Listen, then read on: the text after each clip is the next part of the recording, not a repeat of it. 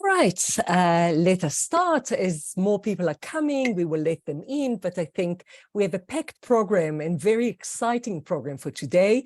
So I want to warmly welcome you. My name is Tali. I'm the founder and director of the Johannesburg Holocaust and Genocide Center, chair of the South African Holocaust and Genocide Foundation.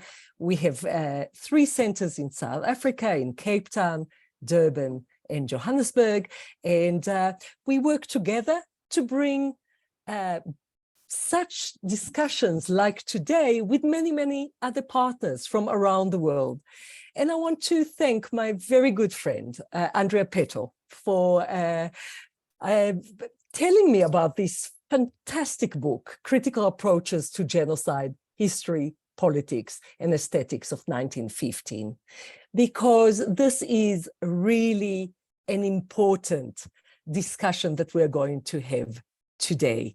It's edited by Hülya Adak, Fatma, Müge, Göcek, and Ronald Gregor Suni, and you'll hear all about it. You'll meet the editors, you'll meet some of the contributors, you'll meet some of the discussants, and we hope that today will open a lot of interesting ways of looking at history together. It is our pleasure now to welcome Hülya Adak, one of the editors, to really open the floor and tell us more about this interesting project. Hülya, the floor is yours. Tali, thank you so much, first of all, for hosting us and for offering to moderate this discussion. I also want to thank the Johannesburg Holocaust and Genocide Center for the invitation, and Andrea Petö, of course, for putting us in touch and for disseminating the work so beautifully. So my name is Hülya Adak, and I'm a professor at Sabana University, working mostly on gender studies and literature.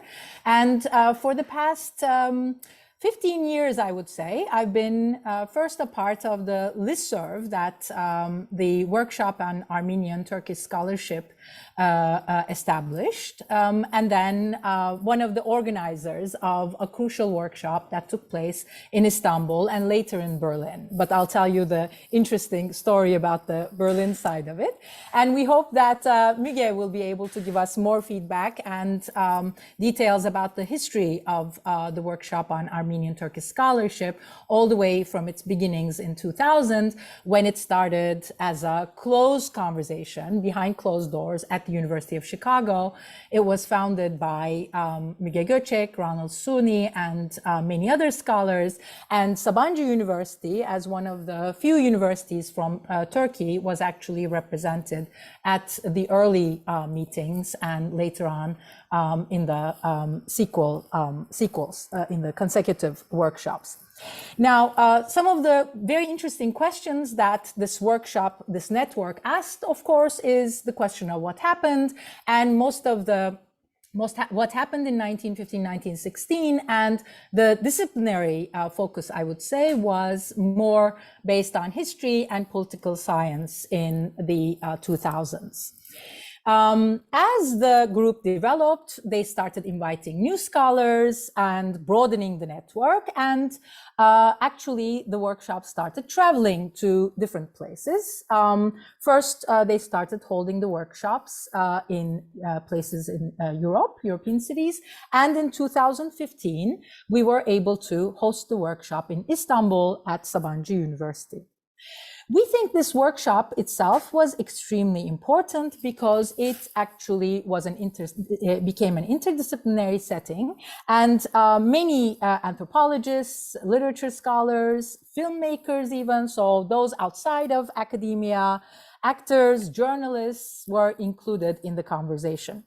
It was also a place where a panel on some of the recent scholarship on the Armenian genocide took place, and we were able to, we can pass on to the next slide, and I'll sort of show the development of WATS. Yeah, where we were able to show some of the works that were published in 2015, such as Müge Göcek's Denial of Violence, Ronald Suni's They Can Live in the Desert But Nowhere Else, and Viken Çeteryan's Open Wounds. So the workshop in 2015 was almost like a school in the eyes of some of the participants. They were able to find out about the recent scholarship. They were able to join in on the scholarly debates, and they were also able to interact with those outside of academia. And some of this work fed into artistic endeavors that were to be performed in the ensuing years.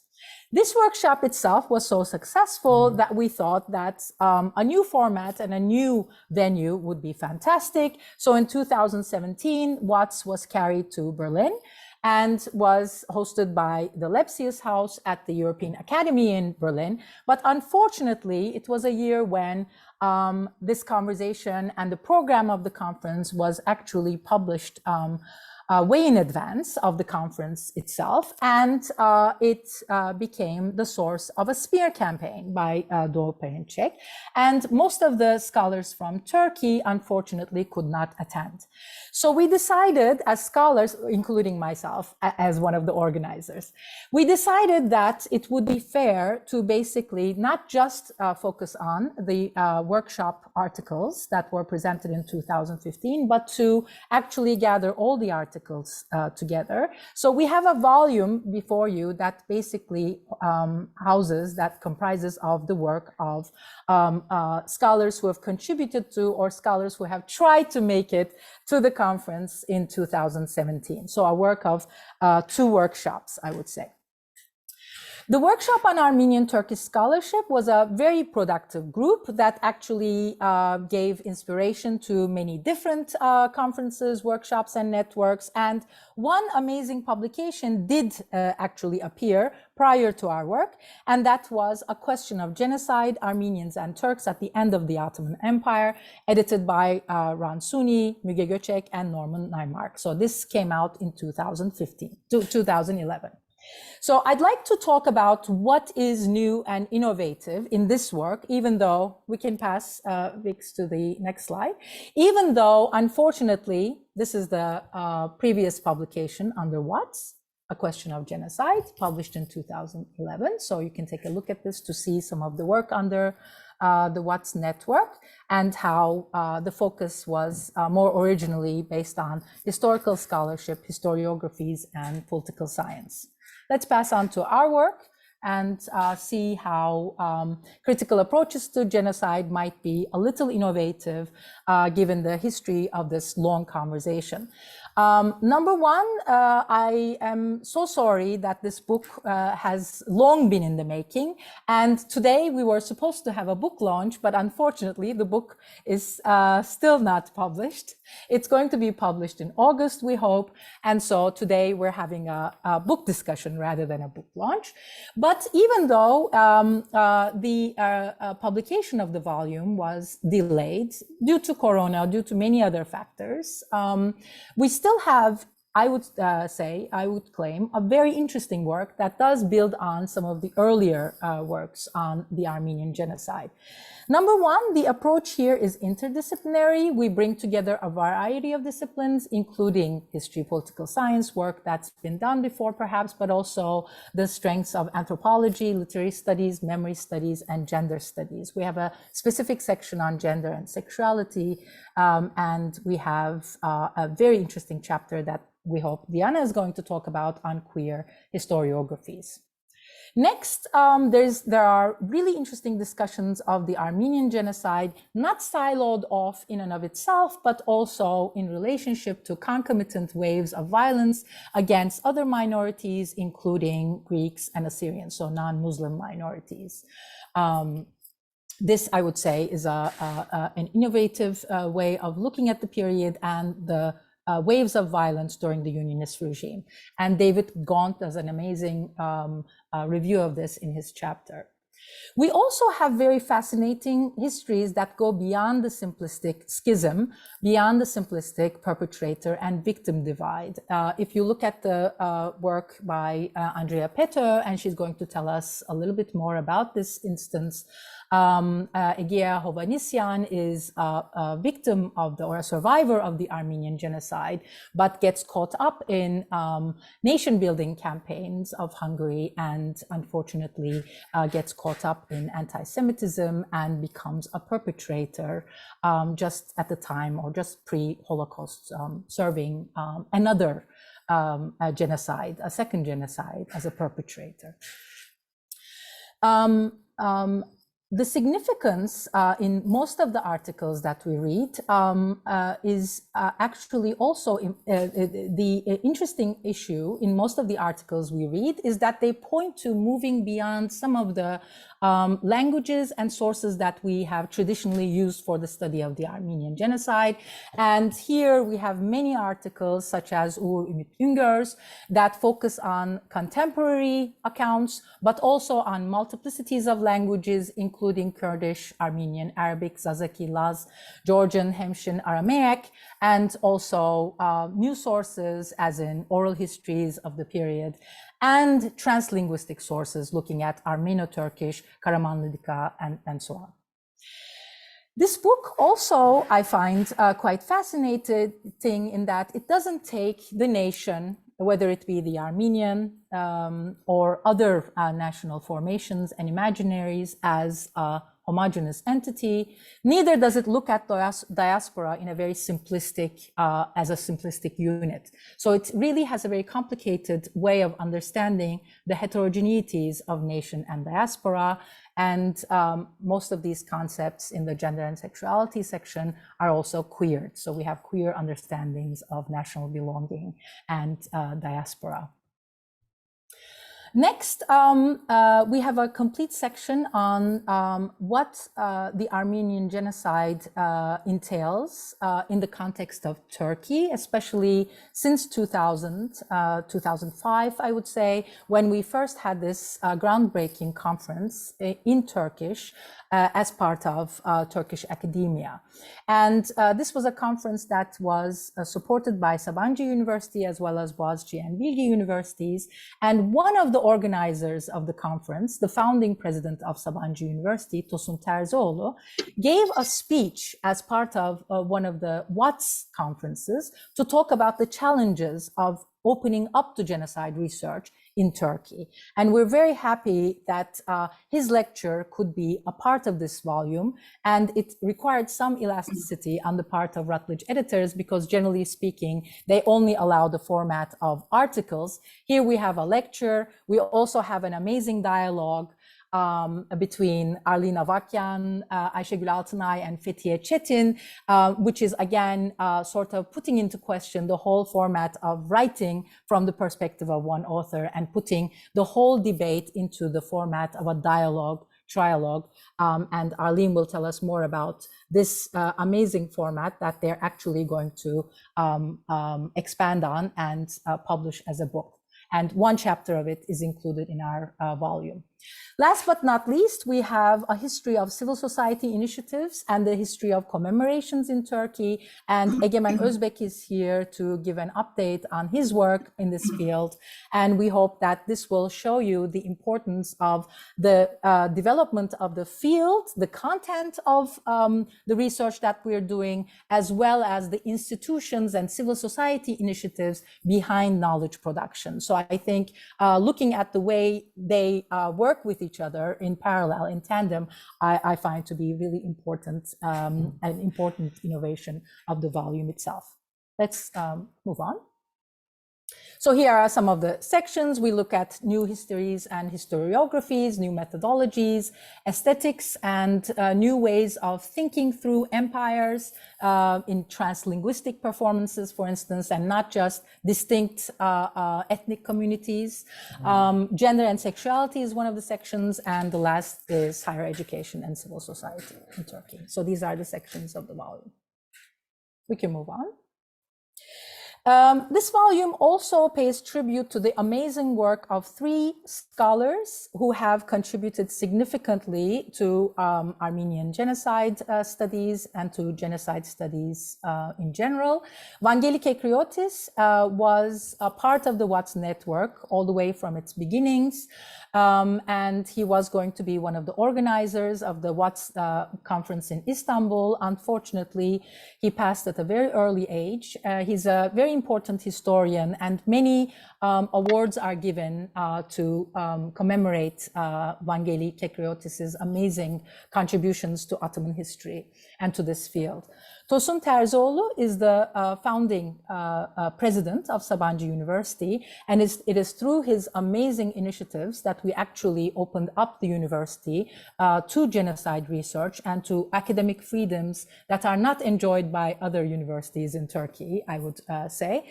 And unfortunately, he passed a few months after the amazing lecture he gave at the WATS conference in 2015 in Istanbul, and we were lucky enough to be able to record that lecture and to be able to publish it here as a sign of showing how this history is enmeshed in the sort of innovative approaches and initiatives that senior managers can actually take at the university level.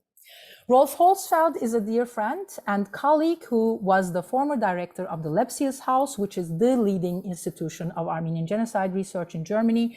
And he unfortunately passed as we were trying to bring this volume together. His stunning work on Lepsius is noteworthy, and I would really recommend that chapter if you were to do research on Lepsius and his significance in the Armenian genocide, and looking at it, of course, from the German perspective. Before I move on and give the floor to my colleagues, I have a number of thanks to deliver. Number one, to all the contributors of this volume. They have waited patiently and they have persevered for years now, delayed by Corona, by other issues, by issues that we were not even given explanations for. So I'm so happy that they did persevere and are some of them are with us today. Thank you all for being with us and for making this volume truly amazing. For the brilliant teamwork, I'd like to thank Müge and Ransuni for her support and for disseminating our work, of course, dear Andrea Petö, for hosting us and moderating the discussion, Tali Nates, and for their significant feedback. We have 2 external reviewers with us today, Elyse Semerdjian and Elisa von Joeden-Forgey, and they will actually be giving us feedback on the work. And since the book hasn't been published, maybe we'll be able to incorporate the feedback before we actually publish the book. So we look forward to hearing their valuable feedback. So thank you all for being here with us. And thank you, Hülya. I think it was so important to really understand the process and how we came to this place. And you indeed took us into this journey, this amazing, amazing journey that gave birth to the book that will come out in August. And joining us now is your co-editor, Fatma Müge Göcek from the University of Michigan, that will go in a little bit deeper into the making of the book and of WATS, as you spoke about. Fatma, the floor is yours. Thank you so much for giving the floor to me. I just wanted to let you know that Hülya, of course, has been amazing, persevering to publish the 2015 volume. But nevertheless, this has been a long process. It initially started because Ransuni and I are colleagues at the University of Michigan in Ann Arbor. He's a historian and I'm a sociologist. We all beckon from Asia Minor, so we met each other and then we started talking about these issues. And one year in 1998 or 9, he said, Müge, I have an invitation to go to Turkey to give a talk there at Koç University. Should I go? I said, what will happen to me? My mother says that I may be imprisoned if I may be arrested. I said, well, you should go, and if you get arrested, we'll get you out. I have no idea why I thought I had the authority to do so, but I did. But, I mean, nevertheless, he went and he came after that and he said, Müge, people seem to be interested in talking about this in Turkey. Maybe we should get something together. So he was this sort of instigator, and I went along, and then we started the first one at the University of Chicago in 2000, then the second one in 2002, and then it started going on. And with it, we intended on the one side to create a neutral space, an academic space that enabled us to talk about contentious issues that we couldn't talk about in other contexts. And we literally got scholars together and used academic principles to create this amazing dialogue among not only senior scholars, but incoming scholars as well. We always balanced the two, and we literally went around in the United States or in Europe. We sometimes alternated, and we have come so far. Actually, we're going to have the last one in Ann Arbor in October. So that will sort of be the end. But I think the most important thing of WATS was to create a model for how to approach these contentious issues and use the space of academia for productive work into these, as I said, very contentious issues. I think there were, we created, in addition to WATS, an ongoing listserv that went up to like 5,000 people, scholars and the others interested in what was going on in general. And it created many relationships among people who would never have met, probably. And I hope that this model will be used similarly in relation to other important contentious issues like the Kurds, for example, in Turkey, or I mean, in the United States. I'm hoping, with Native Americans and Blacks, and use similar academic environments for that moving forward. I myself have published on the Armenian genocide. Now I'm planning to publish a volume with Adnan Çelik on the Kurds. And then I'm now moving my work to the United States to see the insights I get from Armenians and Kurds, the violence against them. I'll use that model to understand additional sort of what's going on with Native Americans and Blacks in the United States, especially in terms of foundational violence. So that's where things are. Just to end on a sad note, 2015 was a very important year. It was the centennial, of course, of the genocide. We were supposed to have, we had it in Turkey. It was a moment of, we thought, of opening of a new era, except that it went the other way. There was, from 2015 onwards, a very sort of increased autocratic rule in Turkey. The right to express opinions have deteriorated. We can barely talk about the Armenian genocide, let alone the Kurdish suffering, unfortunately. So it sounds like an amazing time in the past in Turkey when things democratic were possible. I hope in the future we will again go there in Turkey and elsewhere. We had hoped that after Istanbul we would go to Yerevan. That hasn't happened either. So maybe, hopefully, one day we can have a conference in Yerevan.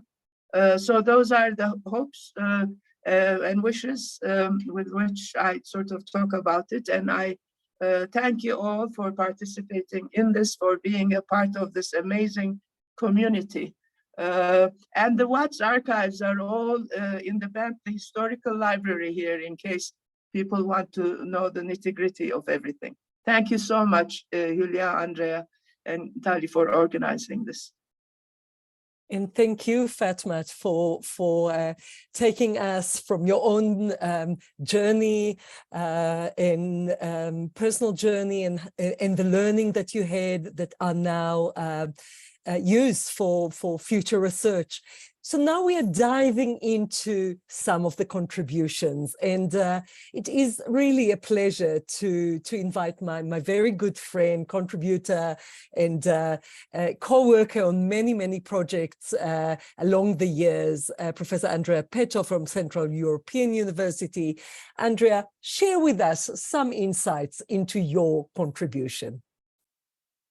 Thank you very much, Tali, for organizing and hosting this event. And thank you very much for the opportunity to be a part of this volume.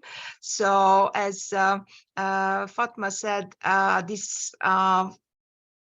this book looks like about a horrible story. It's about tragedies, and but it actually created space for great meetings and intellectual discussion. So this meeting also a fantastic meeting point of several intellectuals and ideas. So I started to work together with Ayşegül Altina in 2003, and we met in Azerbaijan when we were doing a project on institutionalization of gender studies, and we have been still working together on different projects, which is a big thing because, you know, this kind of working together is like a marriage. That's really you know, testing the borders and the abilities. And then she suggested, so she's working on the militarization of Turkey and also the history of the Armenian genocide, and she wrote this fantastic chapter what Arlene will talk about. And she invited me to the 2017 WATS conference to think about gendering the genocide. And by that time, I already started to think about one name which popped up in the different People's Tribunal cases, which I was working on. These were the institutions which expected to make a line between what is good and what is bad after the Shoah in Hungary, and that was Egya Hovhannisyan. And when I first saw this name, I was just shocked, and I was wondering what the heck he's doing as a person who was convicted to an exemplarily long prison sentence. And then I started to work on the story, simply asking the question that how come that a survivor of the Armenian genocide became compliant collaborator of the Holocaust in Hungary, because Egya Hovhannisyan was the supporter of Endre László, who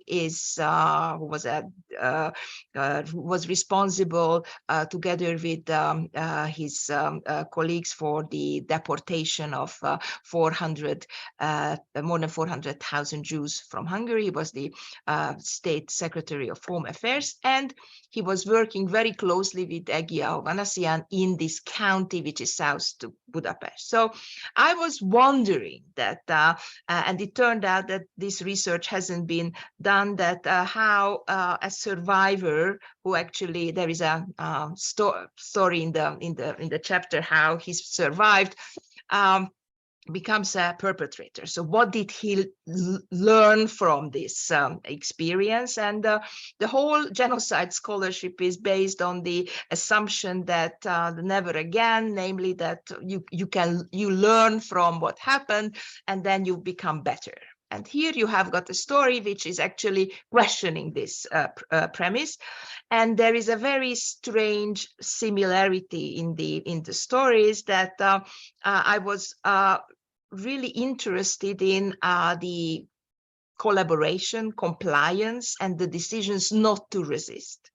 And this, of course, was happening when I was at that time still living in illiberal Hungary. Now I'm talking to you from the Central European University, you see, in Vienna, which is a university in exile from one European Union country to another one. And when I was thinking of working on this project, I was interviewing the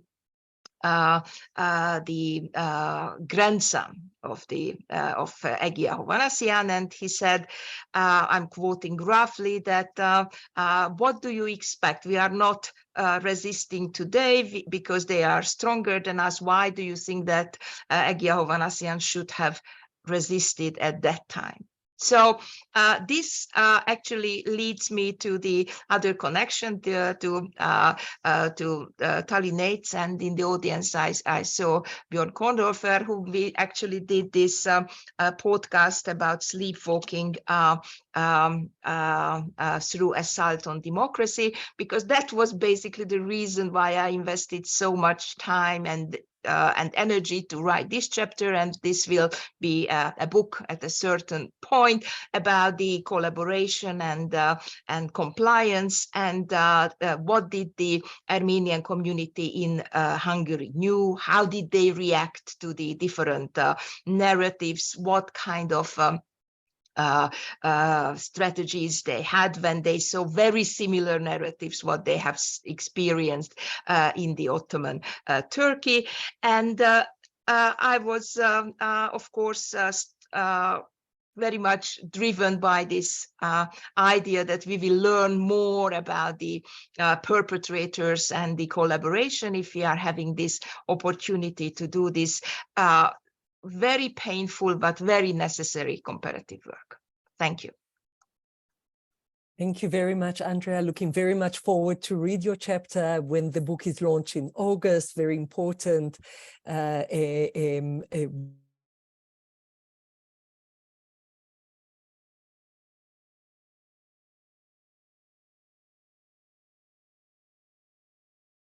She's frozen.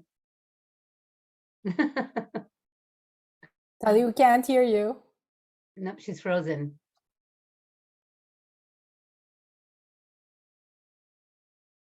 South Africa has power outages a lot, so maybe someone else needs to take over. Could Vix take over, or should I take over? Vix, are you online? I can take over. Tali will be back soon. Yes, we'll be back soon. So yeah, she's having some internet issues. Mm-hmm. So thank you so much for that really fascinating talk, and I'm looking really forward to reading your chapter. Next up is Arlene Avikian. I'm sorry if I'm pronouncing that incorrectly. From the University of Massachusetts Amherst to speak about her contribution to this book, wonderful book.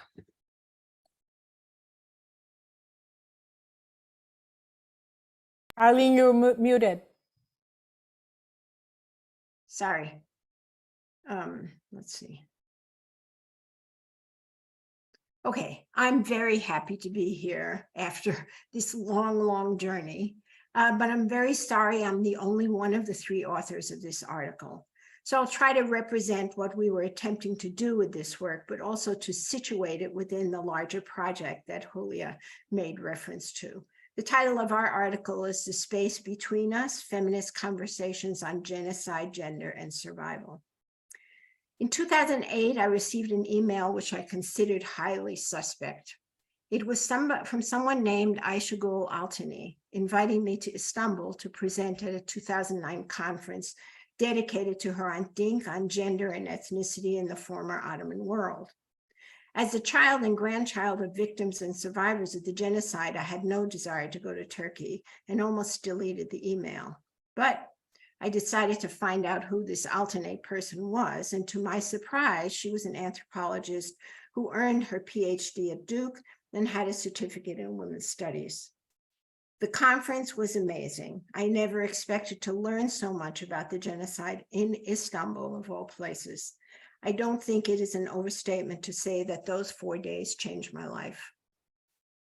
One of the wonderful things that came out of it was a deep connection with Ayşegül Altınay and eventually Petö Çetin, who was also presenting on her grandmother at the 2009 conference.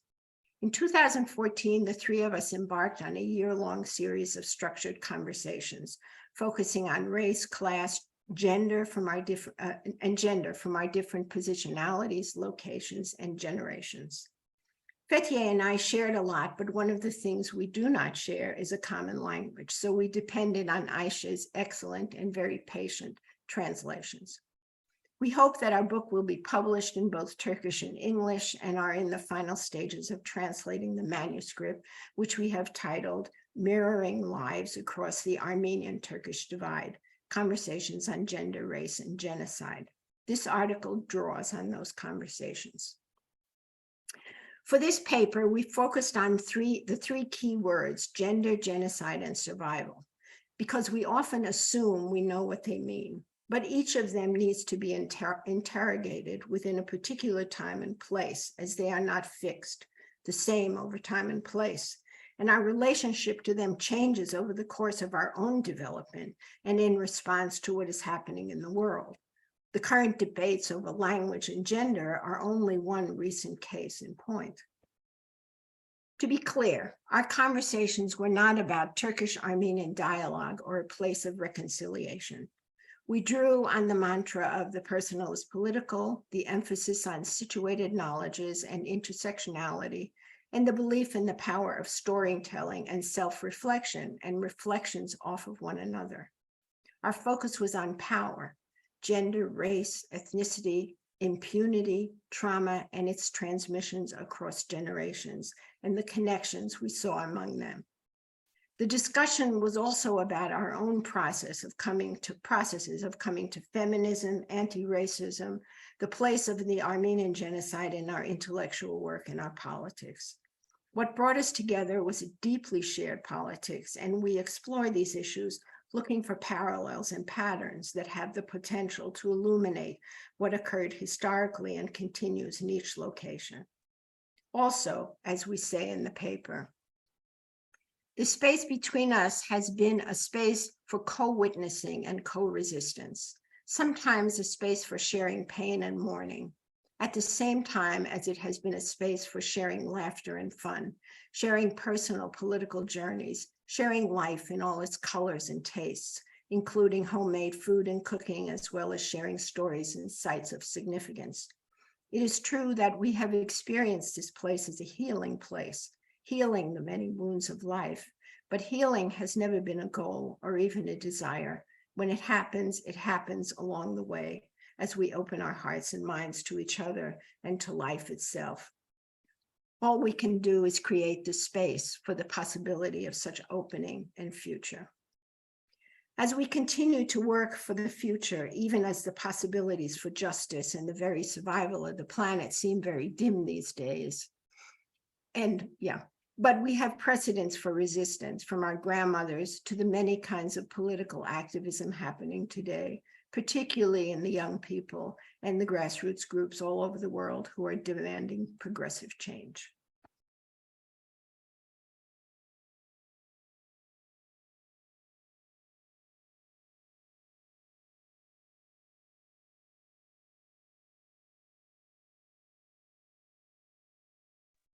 I am done. Thank you so much for that, Arlene. I think Tali has rejoined. I did rejoin, but on my phone, my internet collapsed. So Vix, will you be so kind as to host us? Of course. Thank you. Thank you again for that, Arlene. It was really interesting. Looking forward to reading that chapter too. Next up, we have David Kazanian. I'm sorry about the pronunciation, from the University of Pennsylvania. Hi, everyone. Can you hear me okay? Yeah, we can hear Joining you. you right now from Mexico City. And I'll tell you a little bit about my article, which is called Storation, a small guide to undoing restoration. Thanks, first of all, to everyone who organized and edited the volume and this gathering. It's really an honor to be here with all of you. So my article started with a question I had a number of years ago about a prominent feature of Armenian diasporic discourse, especially in the US. Why do Armenians use so many words that begin with the prefix re, or re in English, and when we discuss Armenian politics and history? I'm talking about words like recognition, reparation, return, recovery. Take, for instance, the famous refrain from the alt metal band System of a Down's hit anthem of the late 1990s entitled Pluck.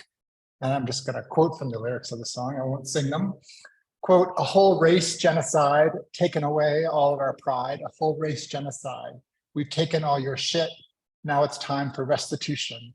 Recognition, restoration, reparation, recognition, restoration, reparation. Watch them all fall down. I decided to focus on the word restoration to do a deep dive of sorts into its rhetorical form and political implications. The word restoration seems to describe a politically just return of stolen lands, stolen lives, or stolen histories to those who lost their lands, lives, and the ability to tell their own stories. And thus it seems to be a name for a kind of political project Armenians ought to get behind.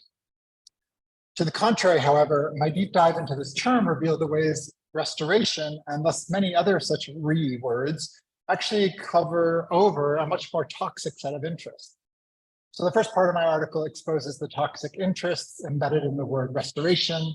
And the second part of the article shows how a wonderful book of collages by the artist Ekaterini Gagisian, called A Small Guide to the Invisible Seas, undoes the concept of restoration and helps us free our political imagination from its toxic epistemology. So what's toxic about the concept of restoration? Well, the re seems to promise a return to a pre-lapsarian state, literally a state of bountiful stores, the storation part of restoration. Stores are stocks or reserves. Etymologically, the word refers to material or immaterial treasures like livestock, foodstuffs, money, or even esteem, really any sort of inestimable value. In North American English since the 18th century, of course, a store has also meant a place where such stocks are held and from which they're sold sometimes. Crucially, from its earliest uses in the 14th century, to store meant to appropriate or take possession of assets from others for one's own future use, such that a store was an accumulation of valuable things taken from others. Geoffrey Chaucer gives us a quite violent example of this meaning of the word store with his version of the ancient legend of Philomela in the Legend of Good Women from around 1386. Explaining how King Tereus imprisoned Philomela, raped her, and cut out her tongue, Chaucer writes that Tereus confined Philomela, quote, in a castle made her for to be fully privily in prison evermore, and kept her to his usage and his store, so that she might him nevermore assert. So a store is a stolen value, one whose very valuation is created by the particular power of the theft itself. In Chaucer's instance, a patriarchal power for which women are treated as objects to be taken, punished, and held for future use by men. While restoration might seem to promise the return of that appropriated store to its original or proper place, if a store is always already something that's been appropriated from someone else, then any repetition of storation is a repetition of appropriation. You might well return a store to someone from whom it has been stolen, but to the extent that those prior owners held that store, they too had appropriated it from someone else. Restoration thus points to an endless chain of appropriation for which there could be no just return, no justice done. It's a kind of dead-end concept describing an endless chain of appropriations. So how might we escape from this endless chain? In my article, I try to show how Ovid's account of the legend of Philomela in his first century Metamorphosis reveals how Philomela, her sister Procne, and an unnamed elderly woman responded to Tereus's violent efforts to store Philomela, not with restoration, not by returning her to her previous home or state of being, since the violence Tereus did to her could not simply be undone. She could not be returned to her prelapsarian state. Rather, those three women teamed up against Tereus's patriarchal storation, using weaving, communication among themselves, and indeed some violence of their own to inaugurate new social and political worlds. So how does Gagesian's A Small Guide to the Invisible Seas free us from restoration's toxicity? Well, I guess I'll leave that big reveal to your reading of the article and hopefully of this whole important book. But I will say in short that Gagesian's formal artistic practice of collage tears the re off of restoration by tearing images out of mid-20th century nationalistic yearbooks or albums that extolled the normative national identities of Soviet Armenia, Turkey, and Greece, and recontextualizing them in a new narrative, her book. So Gagesian's Small Guide then refuses to guide us toward possessions we claim were or are originally our own, and rejects any putative evidence of organic national belonging, national development, or national progress. Rather, she points us toward a future when we might collectively forge new worlds to which we've never belonged, worlds in which we might live without exclusive belonging, in a spirit that echoes from the legend of Philomela, Procne, and an unnamed elderly woman. And that's it. Thank you. And I'm jumping back in. My internet revived itself, so hopefully it will keep us going. And thank you very much, David, and really a different sort of stance on the theme. Very interesting, and looking very much forward to read your chapter as well. So we have now Diana Kachoyan-Chans from University of Pennsylvania to share some of the highlights of her chapter.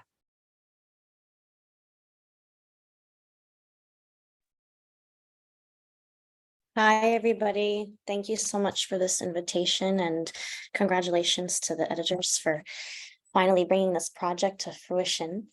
I'm going to be talking about my chapter, one of the memoirs written by Arlene Avakian. So it's always interesting to have the author here present, hearing what I think about her work, and hoping that I do it justice.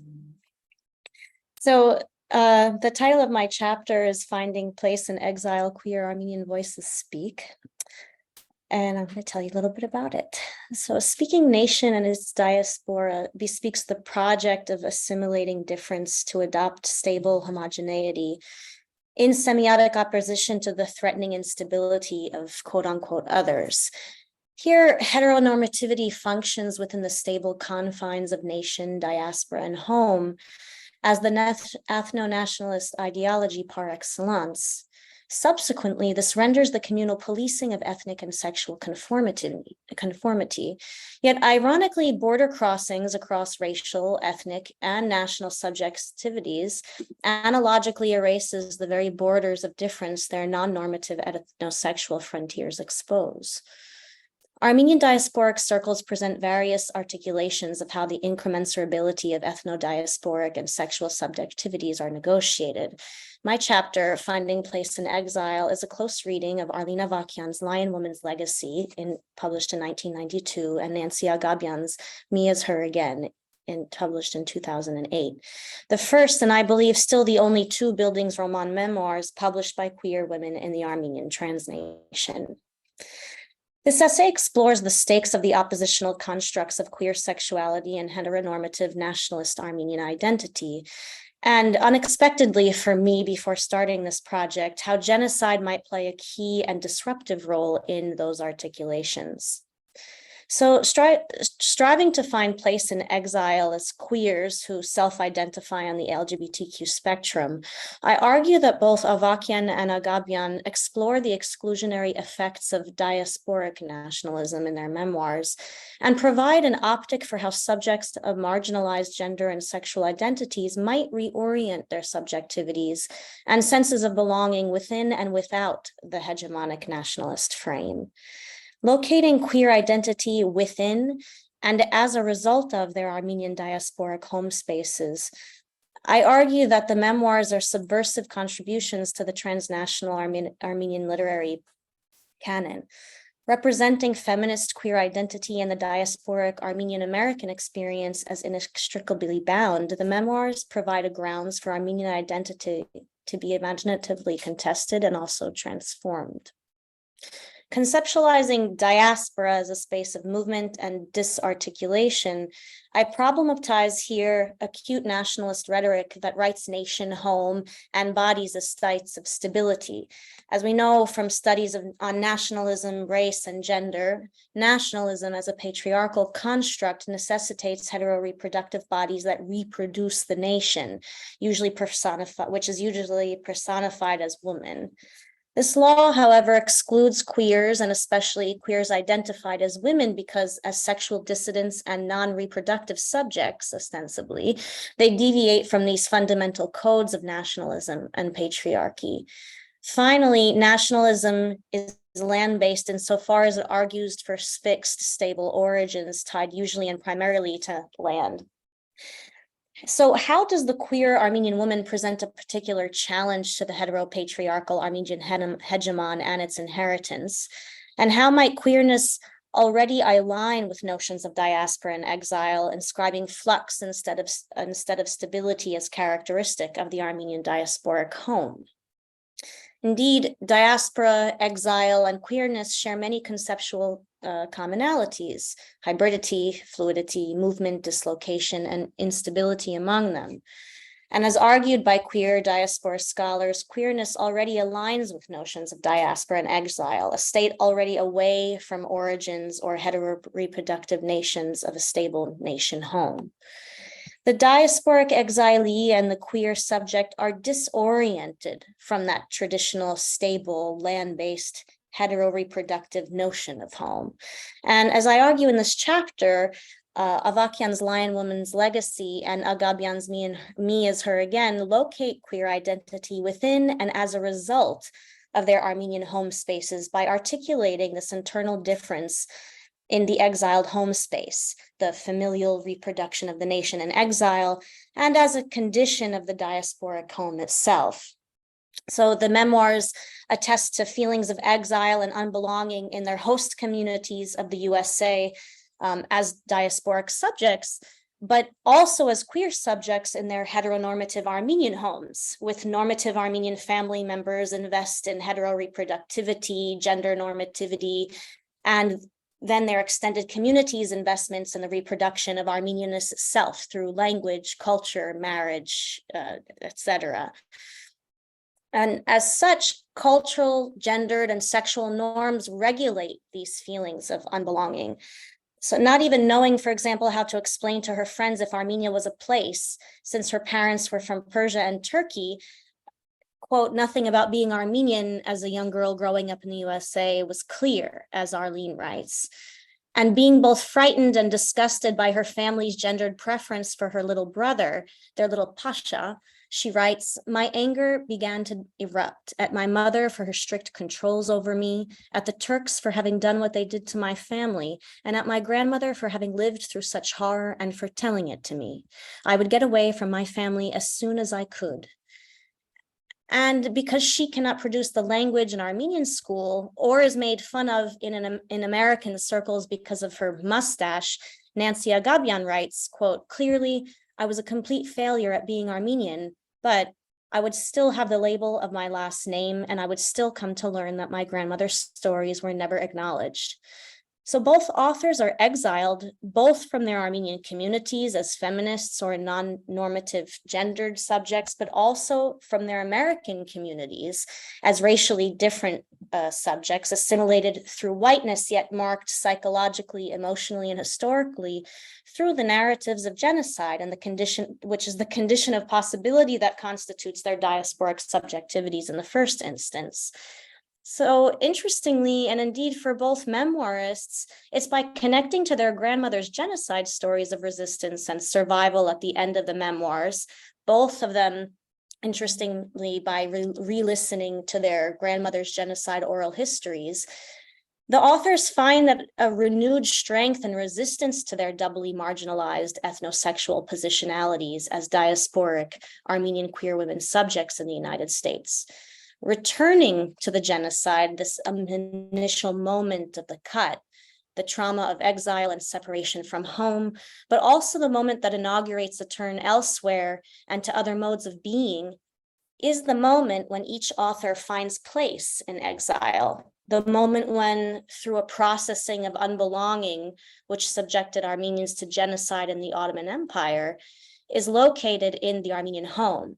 And it's also the moment when Armenianness itself is taken elsewhere, to a place where Armenianness breaks free of categories of constraint, such that each author can identify herself as Armenian without its heteronormative and patriarchal nationalist dictates being incommensurable with living a queer or feminist life, even if only for themselves.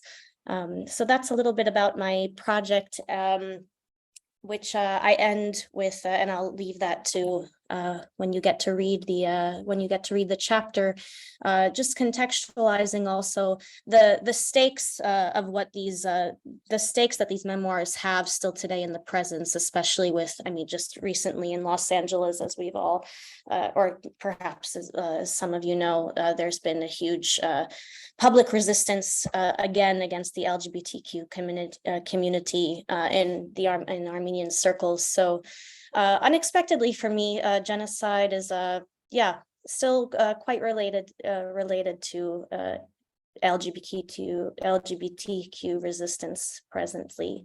So thank you. Thank you, Arlene. Yeah, thank you so much, Diana. It's so very interesting, the connections between genocide and contemporary issues, as well as those memoirs. Really fascinating look. And the last contributor to share with us highlights of their chapter is Egemen Özbek from the Universitat Duisburg Essen. Looking very much forward to hear your highlight, Egemen. Thank you very much, Tali, for the introduction, and thank you very much for hosting us tonight, or evening it is for me. Everybody has different time zones, but it's evening for me.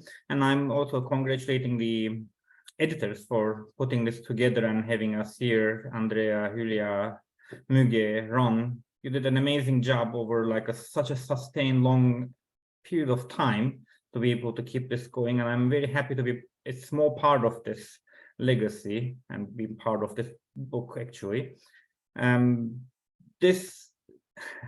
Thank you, Hülya. This chapter relies on my research for my doctoral dissertation, though it doesn't exist as such in this form in the dissertation, but it relies on my doctoral research. And the title of my chapter is Commemorating the Armenian Genocide, Spatial Politics of Memory in Post-Imperial Istanbul. And basically, I look at two civil society initiatives and their attempts at commemorating the Armenian Genocide in Istanbul, starting from 2010. So, and the overarching question in my dissertation, as well as in this chapter, is how to commemorate the Armenian Genocide under the conditions of a sustained denial, or what Tali and Semerdjian called as post-genocide habitus of denial in Turkey. So Turkey still vehemently, officially and popularly denies the Armenian Genocide, and I wanted to see how these civil society organizations try to create a niche for themselves and then try to stage these public commemorations. So these commemorations started in 2010, and I was the doctoral researcher in Canada, so I traveled back to Turkey each April to attend these commemorations personally, and then observe, do the participatory observation, and then try to understand what the commemorators demand, or what they and how they frame this these commemorations. As I said, there are two main actors or agents of memory that I've been working with. One of them is the Human Rights Association's Commission Against Racism and Discrimination, and the second organization is called Say Stop to Racism and Nationalism. So these two organizations embarked and initiated these commemorations in 2010. So first of all, the very beginning, when in 2010, at the first commemoration, when I was there, when I was going to the site of commemoration, I didn't know what to expect, because this was unprecedented event in Turkish history, in the history of Turkey, right? So there was no public commemoration of the Armenian Genocide, and this was happening in Taksim, so most public spaces, in one of the most public spaces in Taksim. So I didn't know if I would be attacked or like how this is going to happen. So, and then when I arrived at the site of commemoration, I saw that there was a huge police barrier consisting of the metal police barriers and police officers themselves, so you have to go through them. And at the moment, it occurred to me that by crossing that boundary or like that police barrier, I was also crossing the internal and symbolic boundaries of the nation, of the Turkish nation as well, right? So, because in Turkey, commemorating the genocide and hence demanding its recognition is an act against your own nation, yeah? So you are betraying your own nation, your own national identity. So it was unconcerting to begin with, but I went there and then nothing happened. Actually, for 5 years, these commemorations were one of the best protected public protests in Istanbul, actually. Nobody got hurt in these events. Anyways, what I'm trying to look at these is the specific politics of space these two civil society initiatives utilized or employed to commemorate the Armenian genocide. The Human Rights Association events were very site-specific. They came up with this idea that they are going to show the Turkish public their sites of commemorations are crime scenes, that these scenes are not neutral and empty spaces. They were laden with the legacy of the Armenian genocide. They chose first in 2010, the prison where the Armenian intellectuals arrested in 24th of April 1915 were kept. So that building is now the Turkish and Islamic Arts Museum. And then the second location next year, they went to the Haydarpaşa train station. It's where those arrested Armenian intellectuals were sent to their death to Çankırı and Ayaş. Right? So the Human Rights Associations were very deliberate about their choice of space of commemoration. They want to label these places as crime scenes.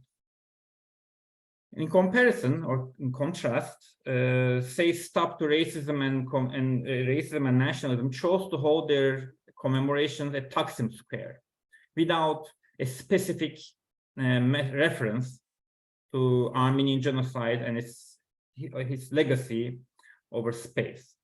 So they chose the most public space in the heart of Istanbul to stage their commemoration because they wanted to reach out as many people as possible, to be more visible, right? And Taksim Square is also one of the most important squares of the new republic, right? This is the square where the drama of the new nation and the new republic was played out. So the Kemalist Republic intervened, they redesigned the entire square to reflect the image of the new nation. So this commemoration happened at this square. And in a sense, for organizing this commemoration, the Taksim Square is also an attempt to undermine or to unmake this very beautiful image of the new nation and to remind everybody that at the foundation of this new nation, of this republic, was the Armenian genocide. So as Müge said, the Armenian genocide was the formative or constitutive nation violence of the Turkish nation, right? So holding this commemoration back there in one of the most public spaces of Istanbul Republic was to unmake this and remind people that there was a darker history, that this construction relied on a destruction of the Armenians. So this was a double movement that was playing out in these commemorations. And then that's what I wanted to say. To stop, I'm not going to take too much of time. The last thing, an update, as Müge also said again, Turkey went to a completely different directions right now. Right? Right now, the public Armenian genocide commemorations are banned. So they do not exist. The government doesn't allow you to hold public commemorations. They started in 2017. They first banned the term genocide. They said the commemorators that you cannot use the term genocide in your press releases, in your statements, in your visual materials, right? And then next year, a total ban came, and right now it's not possible to commemorate the Armenian genocide publicly in Istanbul. So that's why we went backward, actually. So that also shows us how important our efforts, but also it shows us that we have to be very persistent in our effort and find new ways of bringing the Armenian genocide to public memory again and again. Thank you so much again. Thank you very much, Egemen. So interesting as coming from a museum and from memorial and thinking about what do you remember, how do you remember, and stages of memory is extremely significant, and very much looking forward to read your chapter as well, and actually the whole book. It's fascinating. So now, just to close us, we have two discussants, and the first will be Elyse Semerdjian from Whitman College and Clark University, and after her, Elisa from Joeden-Forgey from Keene State University and the Lemkin Institute for Genocide Prevention. So Elyse, first you, and then Elisa. Thank you. I hope that you can hear me well. My apologies, I have a cold, so I'll try to make my voice as clear as I can. Thank you for having me here this afternoon, depending on your time zone, to celebrate Müge, Ronald, and Hülya for the creation of an illuminating volume that simultaneously documents the past work of the workshop in Armenian-Turkish Scholarship, or WATS, and the scholarly and political futures this collaboration continues to produce within our community of scholars, activists, and creators.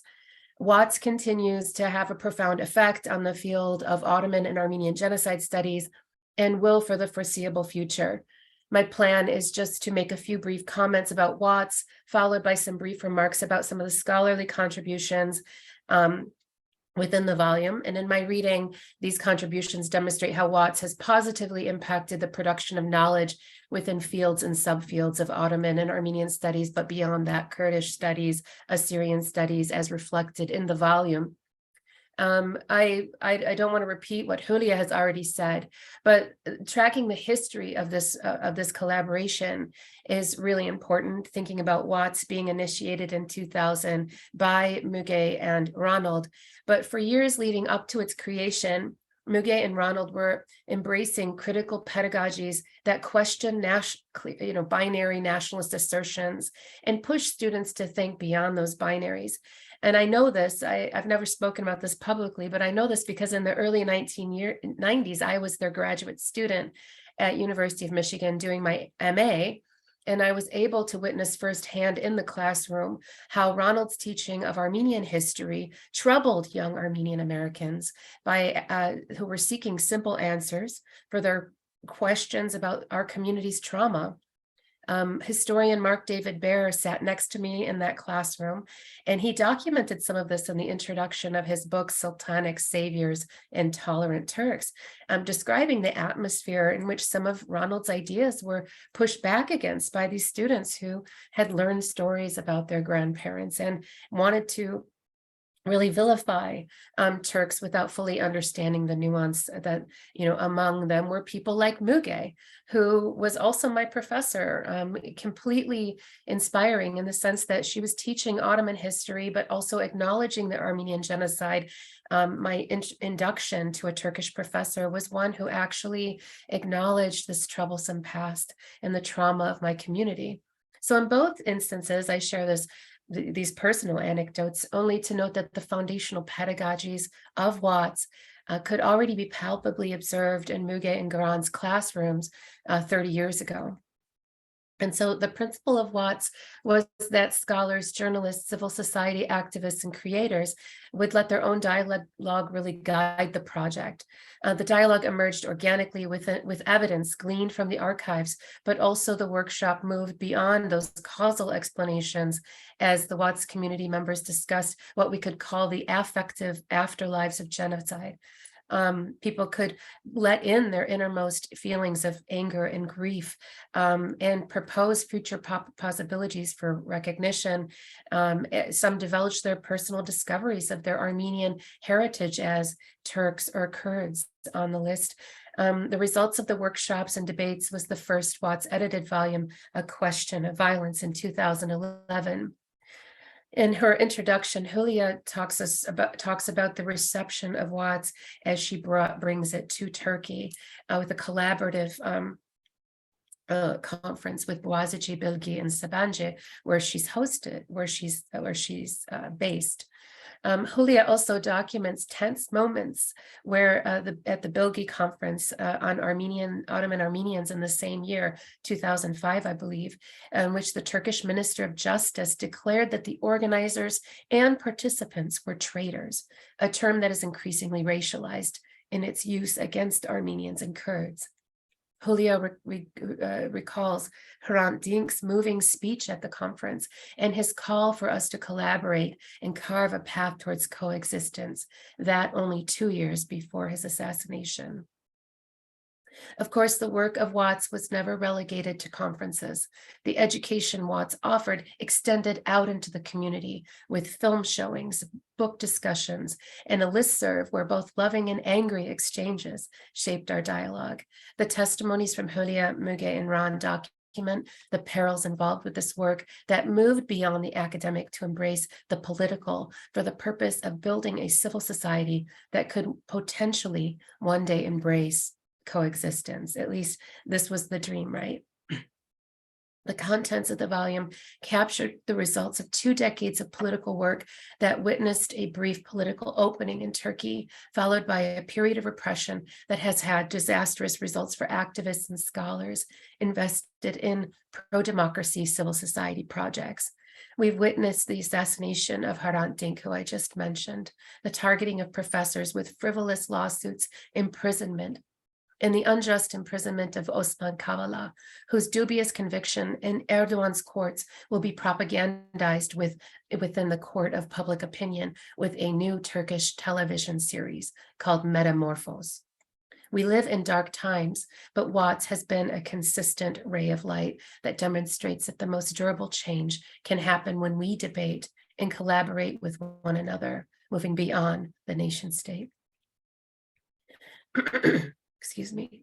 The work that WATS has done is both academic and political, and I'm going to embrace this term political, even if some academics still believe in a clear separation.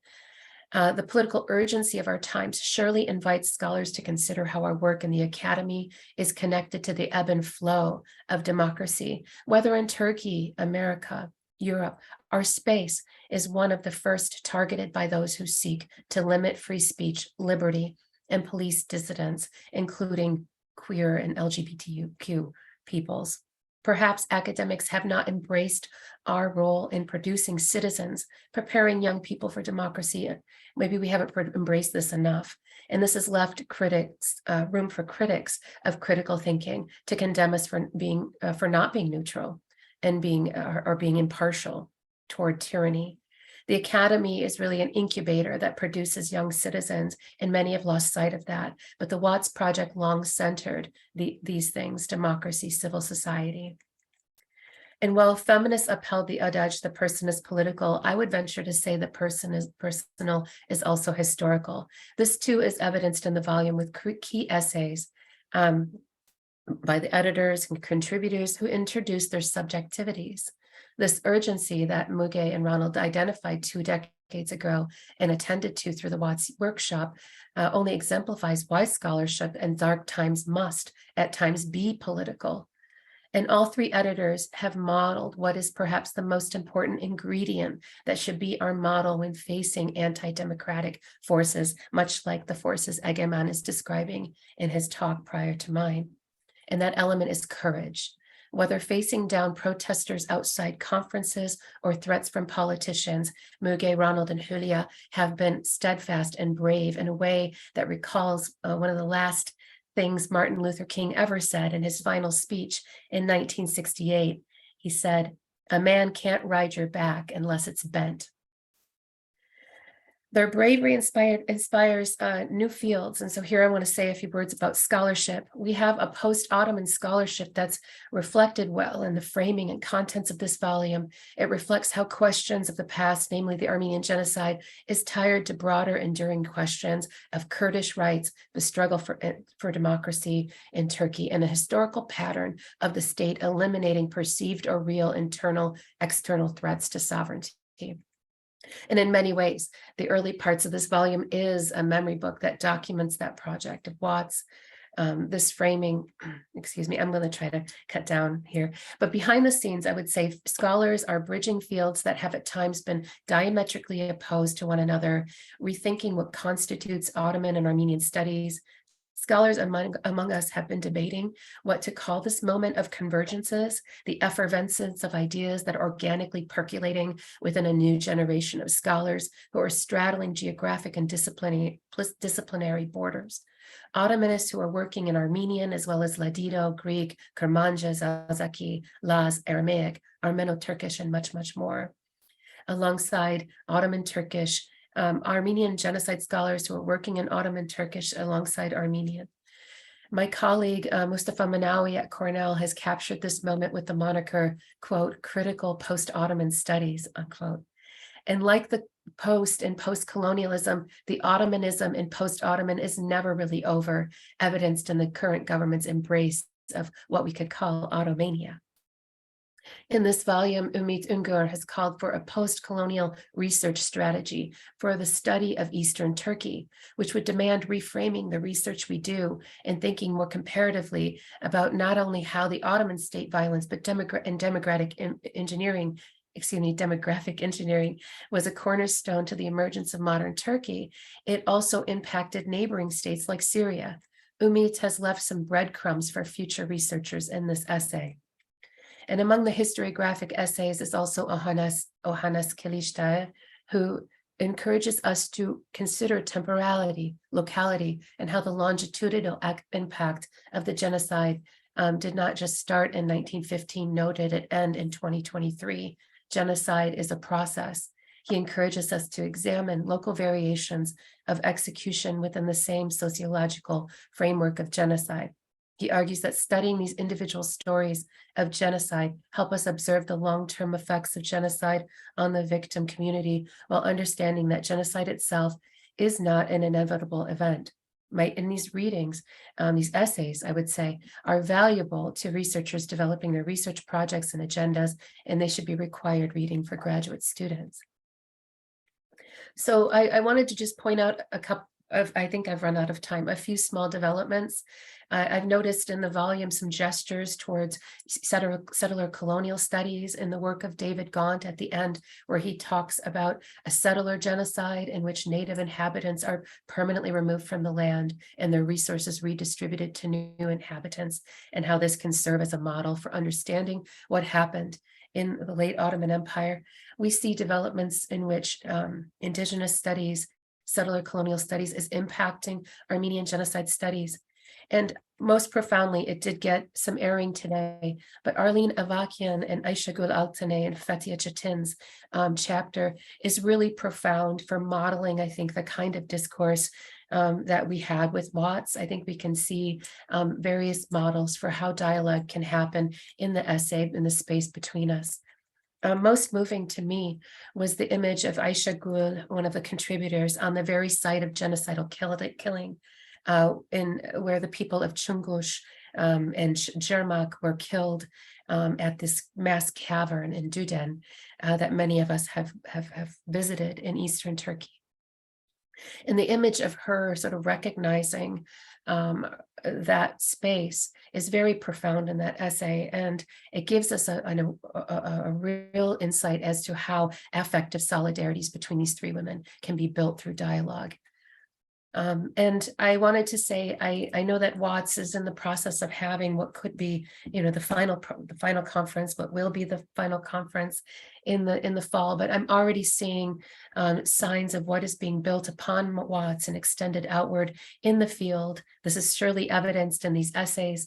We've also had amazing feminist collaborations with David Kazanjian, who's here today, with Diana Kachoyan Shans. Also, I would say there's feminist collaborations of Lerna Ekmekcioglu and Melissa Bilal, who created the Feminist Armenian Research Collective. And so I think queer studies, feminist studies is also seeing a huge boom, and we could think about how all of these directions are building out and continuing the kind of work that I think we saw originally with WATS. So I would like to conclude with my initial congratulations to Hülya, Müge, and Ron for the publication of this volume. My congratulations to all the contributors, especially those who I was not able to mention in this short period of time. And thank you to all for building the connections and solidarities and for modeling for us that intellectuals are the beacon of light we have during these dark times. Thank you. Thank you, Elyse. And Elisa, I will invite you now to join us.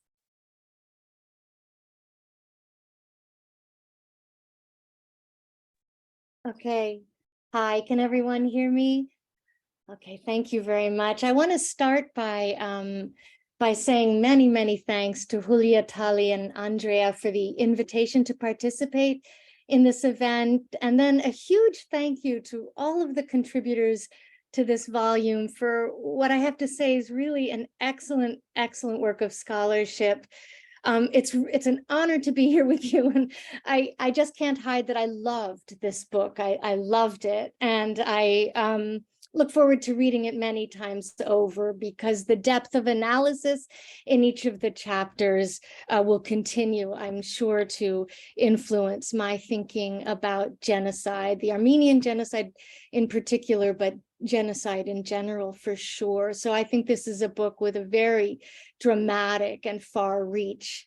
And one of the things I find so exciting about this book is the way in which, and this has been stated already by others, so it was clearly really intentional, but the way in which this book challenges some ossified and unproductive essentialisms in genocide studies, not just in Ottoman studies or Armenian genocide studies, but in genocide studies in general.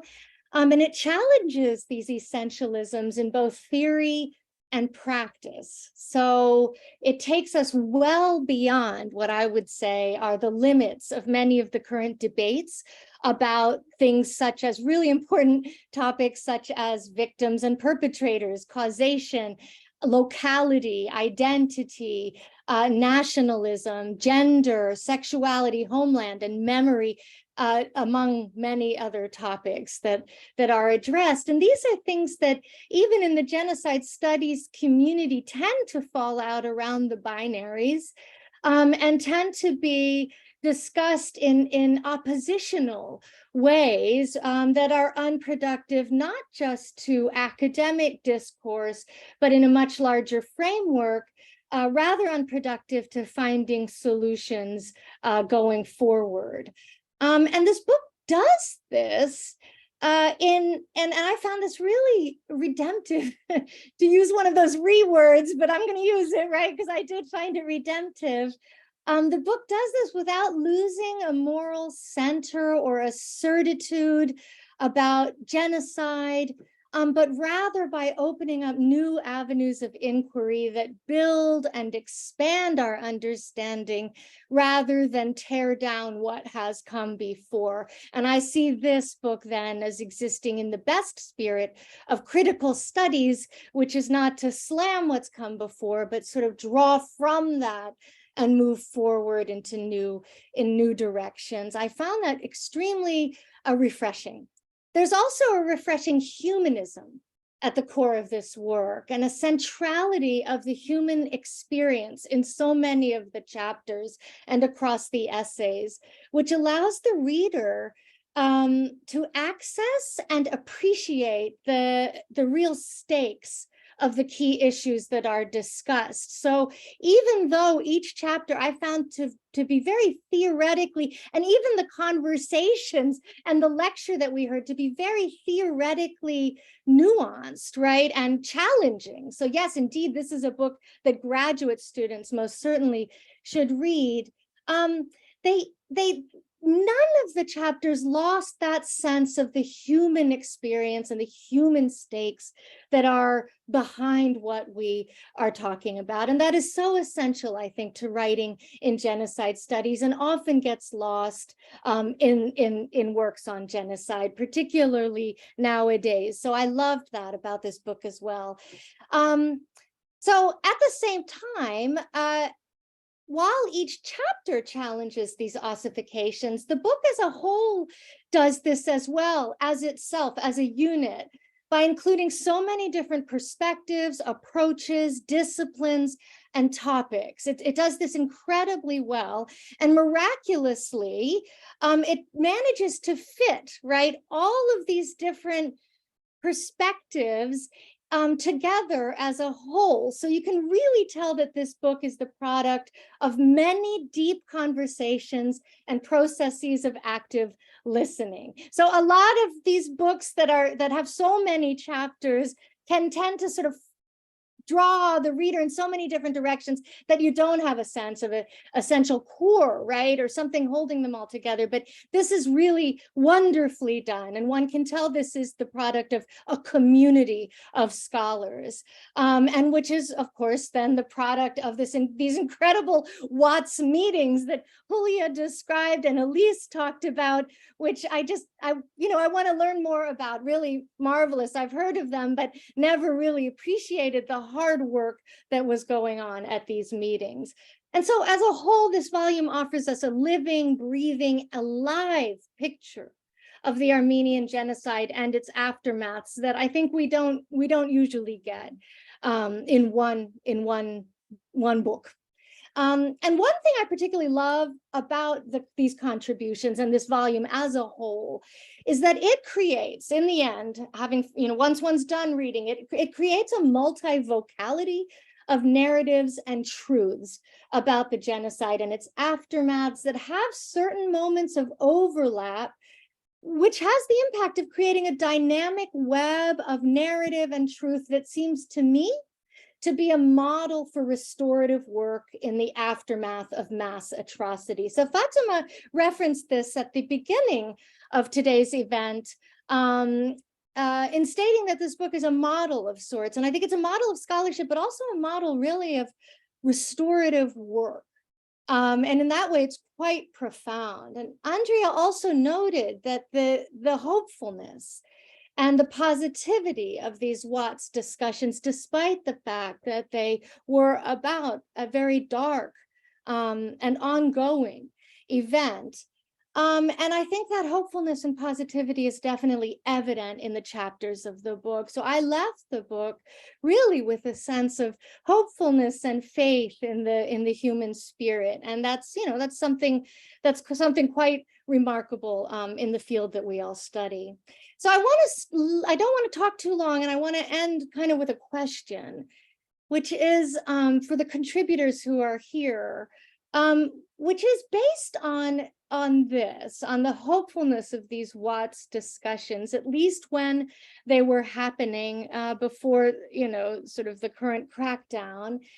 Where do you think things are going in relation to memory and justice? I'm not going to use the word restoration, but to memory and justice with respect to the Armenian genocide. And that is with respect to a case where perpetrators were never fully held accountable, where there is still strong denialism from the state that was forged through the crime, and where all the perpetrators are now most certainly dead and gone, so there can't be much done at this point about that reality, and where most victims are in a diaspora struggling with these very questions.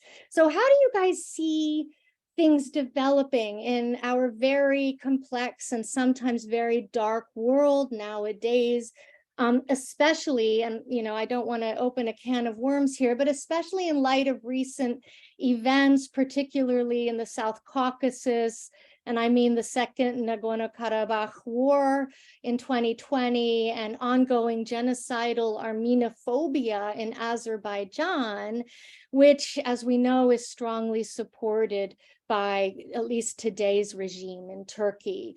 So I'm wondering, I just want to think, I would love to hear your thoughts on this, but can the dialogism at the core of this work, and I'm using that wonderful term from Mikhail Bakhtin, the Russian philosopher that was also used by Nanur Kebranian in his contribution to this volume.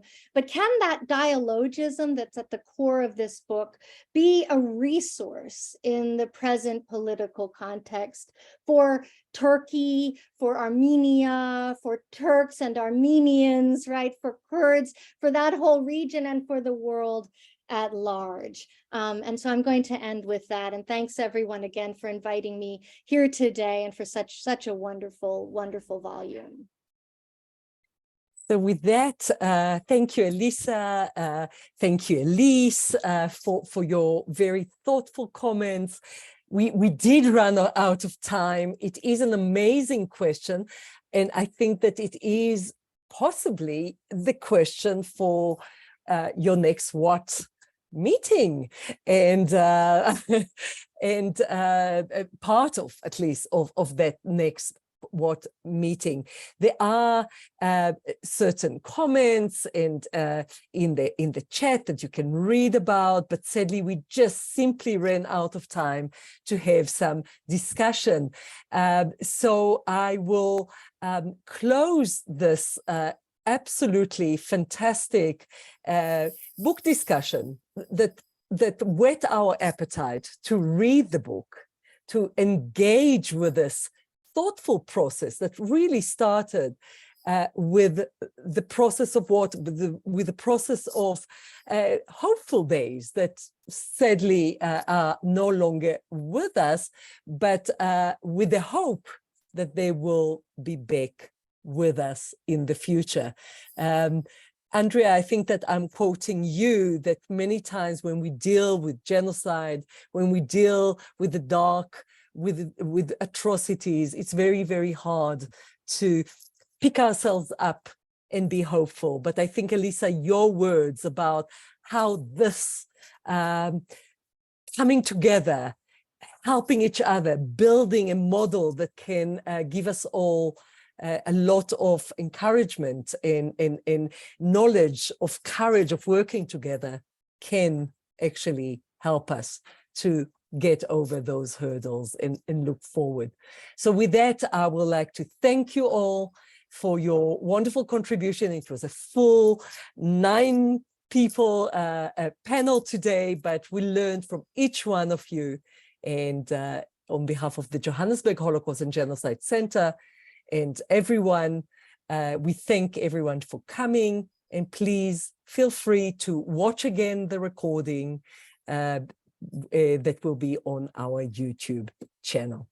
Good night, have a lovely day, and keep safe. Bye-bye.